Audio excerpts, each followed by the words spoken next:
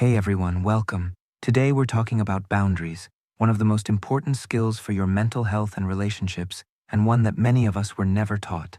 If you find yourself constantly overwhelmed, resentful, or exhausted from giving more than you have, or if you struggle to say no even when you want to, this video is for you. We'll talk about what boundaries actually are, why they're so hard to set, and most importantly, how to start creating and maintaining them without guilt. Let's dive in. First, let's clarify what boundaries are, because there are a lot of misconceptions. Boundaries aren't walls. They're not about shutting people out or being cold or selfish. Boundaries are the limits you set to protect your well-being, energy, and values. They're the invisible lines that define where you end and another person begins. They communicate, here's what's okay with me, and here's what's not. Boundaries can be physical. Who can touch you, how close people can get, your personal space. Emotional. What information you share, what emotional labor you take on, what kind of treatment you'll accept. Time. How you spend your time, what commitments you take on, when you're available. Material. Who can borrow your things, how you spend your money, what you do with your possessions. Mental. What values you hold, what beliefs you have, what opinions you're entitled to. Healthy boundaries aren't rigid or inflexible. They're context dependent. You might have different boundaries with different people in different situations. That's normal. Without boundaries, you lose yourself. You become so focused on meeting other people's needs, managing their feelings, and avoiding their displeasure that you stop knowing what you actually want or need. You end up overwhelmed, resentful, and exhausted. You feel used. You feel like you don't matter. And often you blame other people for making you do things, when really the issue is that you haven't communicated your limits. Boundaries protect your well-being. They preserve your energy for the things and people that matter most. They prevent burnout and resentment. And here's what might surprise you. Boundaries actually improve relationships. When you're clear about your limits, people know where they stand. There's less confusion, less resentment, less hidden frustration. You can show up authentically instead of performing or people-pleasing. Boundaries allow for genuine connection because you're not hiding or overgiving. You're being real. If boundaries are so important, why are they so hard to set? Often it's because of what we learned growing up. Maybe you grew up in an environment where your boundaries were violated or ignored. Saying no was met with anger, guilt-tripping, or punishment. You were responsible for managing other people's emotions. Your worth was tied to how helpful or agreeable you were. Boundaries were seen as selfish or rude. So you learned, my needs don't matter. Keeping others happy is more important than my well-being. And now, as an adult, setting boundaries feels dangerous. It triggers anxiety, guilt, and fear. What if they get mad? What if they reject me? What if I'm being selfish? What if I hurt their feelings? You might also confuse boundaries with cruelty. You think saying no means you don't care. But actually, saying yes when you want to say no creates resentment, and that damages relationships far more than honest, kind boundaries. Here's how to start setting and maintaining healthy boundaries. 1. Know your limits. You can't set boundaries if you don't know what they are. Start paying attention to your feelings. When do you feel resentful? When do you feel drained? When do you notice yourself saying yes but meaning no? What situations leave you feeling violated or disrespected? These feelings are data. They're telling you where you need a boundary. Ask yourself, what's okay with me? What's not okay? What do I need to feel safe, respected, and valued? 2. Start small.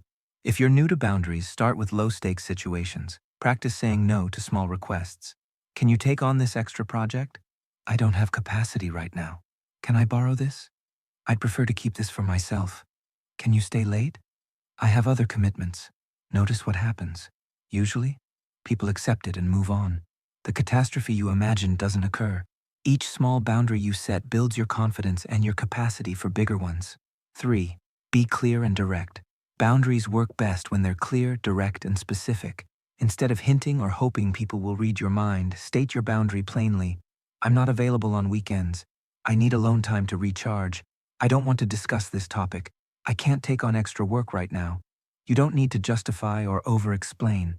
You can offer a brief reason if you want, but you don't owe anyone a detailed explanation for your boundaries. 4. Tolerate the discomfort. Setting boundaries will feel uncomfortable at first. You might feel guilty, anxious, or selfish. That's normal. That's your old programming reacting. The discomfort doesn't mean you're doing something wrong, it means you're doing something new. Practice tolerating that discomfort instead of trying to make it go away by backing down. You can acknowledge your feelings while still holding the boundary. This feels uncomfortable for me and I'm still not available.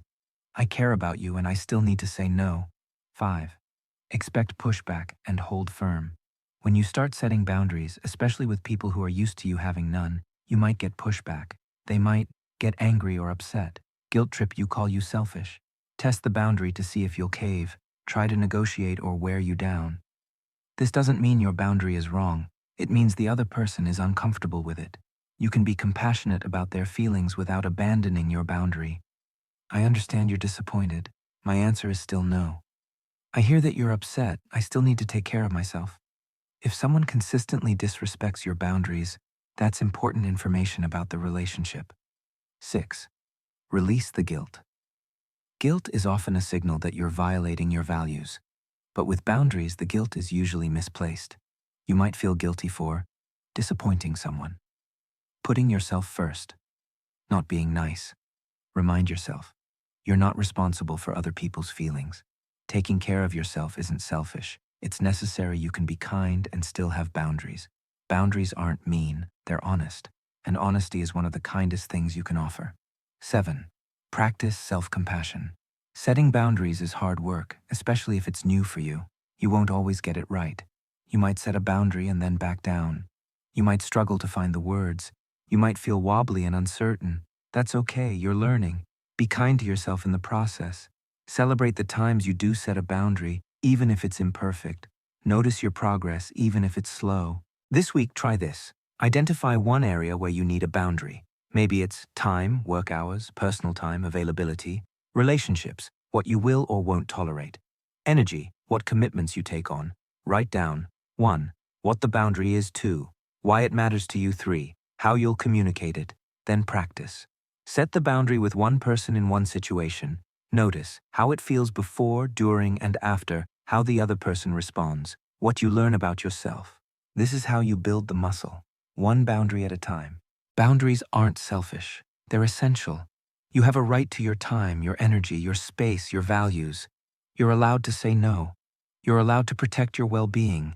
You're allowed to honor what matters to you. Relationships built on boundaries are healthier, more honest, and more sustainable than relationships built on people-pleasing and resentment. Setting boundaries might feel scary at first, but on the other side of that fear is freedom, authenticity, self-respect, and relationships where you can truly be yourself. If this resonates, please share it. And if you're struggling with deep boundary issues, consider working with a therapist who can support you.